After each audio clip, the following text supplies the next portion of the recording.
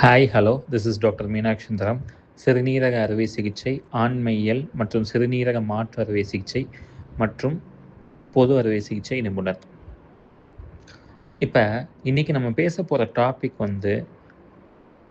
ஆண்மையியல்ல என்னெல்லாம் சார் பார்ப்பீங்க அப்படின்னு சொல்லி ஒரு பேஷண்ட் கேட்டிருந்தீங்க. நாங்கள் ஆண்மையியல்ல என்னெல்லாம் பார்க்குறோம் அப்படின்னா, ஒரு ஆணுக்கு வரக்கூடிய பிரச்சனைகள், விந்து முந்துதல், ப்ரீமெச்சூர் எஜாக்குலேஷன், அதுக்கு அடுத்து டிலேட் எஜாக்குலேஷன், விந்து லேட்டாக வர்றது, 45 நிமிஷம் கழித்து வர்றது, அதுக்கு பேர் டிலேட் எஜாக்குலேஷன். உடலுறவில் ஈடுபட்டதுக்கப்புறம் 45 நிமிஷம் கழித்து வர்றதுக்கு பேர் டிலேட் எஜாக்குலேஷன்.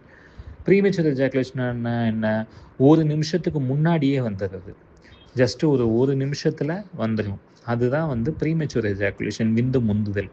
ஸோ இது ரெண்டுக்கும் சிறப்பு சிகிச்சையை கொடுக்குறோம்.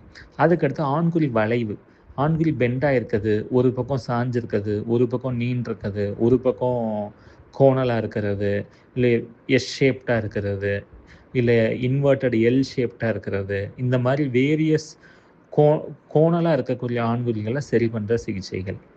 இதுக்கடுத்து பெய்ரோனிஸ் டிசீஸ், ஆண்குறியில் அங்கங்கே அடைப்புகள் மாதிரி அந்த ஒரு கட்டி கட்டியாக ஃபார்ம் ஆகி அது வலி கொடுக்கறது, விரைப்புத்தன்மை வரும்போது வலிக்கிறது, அந்த மாதிரி பிரச்சனைகள். அப்புறம் ஆண்ட்ரோபாஸ், வயசாயிட்டா 70 வயசுக்கு மேலே டெஸ்டோஸ்டிரான் குறைபாடுனால கொஞ்சம் பிரச்சனைகள்லாம் வரும். லேடிஸ்க்கு எப்படி 50க்கு மேலே மெனோபாஸ் வருதோ, ஆண்களுக்கு 70க்கு மேலே ஆண்ட்ரோபாஸ் வரும். அந்த பிரச்சனைகளுக்குரிய ட்ரீட்மெண்ட்டு.